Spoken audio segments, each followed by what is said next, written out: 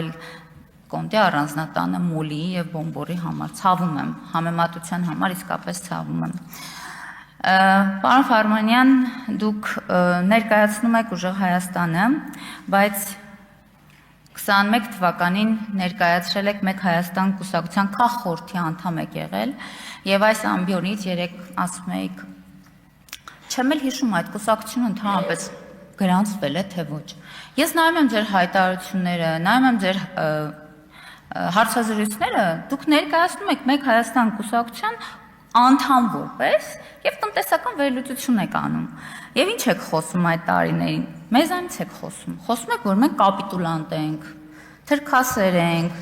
տարածքային կոմունիկացիաների բացման վերաբերել այնպիսի վատատեսական հայտարարություններ եք անում, որ ես երեք զարմացել եմ, որ այստեղ ասում եք, այո, բյուջեն եռապատկվել է, այո, մաքսայինում բոլոր բարեփոխումները դեպի լավն են գնացել, ինչ որ բան է փոխվել այս ընթացքում։ Շատ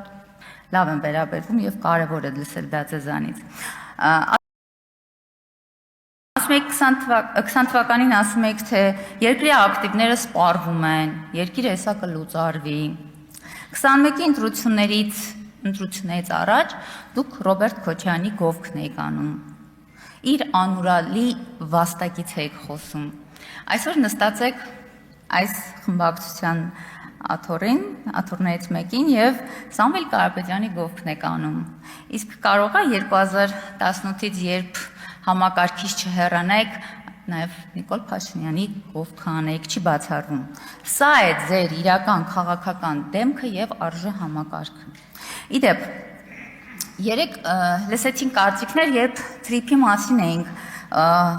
կարծիքներ կար, դուք ձեր խմբակցության մեջ իրարամերժ կարծիքներ ունեք։ Խմբակցության ղեկավարը հայտարարում է թրիփը միջանց չէ ճանապարհ է, դուք ասում եք չէ։ Մենք դեմ ենք նաև ապօրինի գույքի հետ կապված բաներում եք այլ կարծիքներ ունեք։ Հիմա ձեր հայտարարությունից տպավորությունը դեմ եք տնտեսության դիվերսիֆիկացմանը։ Մեր քաղաքականության առանցքային սկզբունքն է տնտեսության, արտահանման ուղիների, տրանսպորտային հանգույցների եւ էներգետիկ համակարգի դիվերսիֆիկացումը, որտեղ դա մեր պետական իշխանության եւ տնտեսական անվտանգության հիմքն է։ Դիվերսիֆիկացիան նշանակում է պաշտպանել հայ տնտեսվարողին եւ արտահանողին, որպեսզի մեկ անցակետի փակելով մեկ ամբողջ տնտեսություն կանգ չառնի։ Իսկ դուք փաստորեն կողմ եք մեկ ուղղությունից կամ մեկ երկրից վտանգավոր կախվածության պահպանումը։ Սա է ձեր մասնագիտական ու պետական մոտեցումը։ Ապօրինի գույքի մասում ասում եք դեմ եք խմբակցության, դե էլի իրարամերժ կարծիքներ են քշում, որտեղ ձեր խմբակցությունը եւ ձեր կուսակցությունը մեկ մարդու որոշմամբ կազմված, ձևավորված կուսակցություն է։ Մենք ականատես եղանք այստեղ գալուց առաջ, որ մեկ օրում ամբողջ ցուցակը կիսվեց կեսը դարձավ, որտեղ այդ անձն է որոշում, մեկ հոգի է որոշում, ով մնա ցուցակում, ով չէ եւ ինչպես կազմավորվի ձեր ցուցակը։ Եվ անգամ դուք երեք լրագրողի հարցինի պատասխան ասում եք անակնկալի եկա, երբ հայտարարեցի, որ ես եմ լինելու թեկնածու, շատ տարօրինակ է։ Այս այն դեպքում այս մեջբերում ինչի եմ անում, որ այստեղ ձեզ հարցեր է հնչում, դիմում եք այս կողմ ասում եք, մի հատ ձեր ցուցակը նայեք։ Հա, նայել ենք մեր ցուցակը։ Պարոն Մանուկյան եկավ անունը տվեց։ Բա դուք ինչի եք վախենում, պարոն Սաղոյանի անունը տայեք։ Կաշկանդվածություն ունեք, թե ընկճված եք։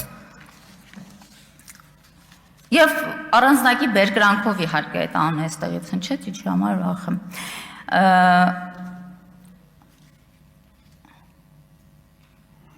Կարծում եմ ֆինանսավարական եւ բյուջետային հարցերի հանձնաժողովի նախագահը նախ եւ առաջ մասնագիտորեն պետք է համապատասխանի այդ պաշտոնից։ Դուք այստեղից խոսում եք պետական պարտքից։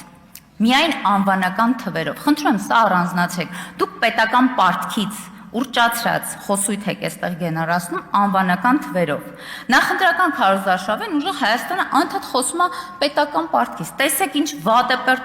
պարտքի տակ են խրված, չգիտեմ, սրտաճմլիկ վիդեոներ եք դնում երկուամսական երեխաների վրա, գրում եք, սա Նարեն է, նա երկուամսական է, չգիտի, որ արդեն 1,655,000 պարտք ունի։ Պարոն Կարապետյան, ինչ եք կրկնում նույն բանը։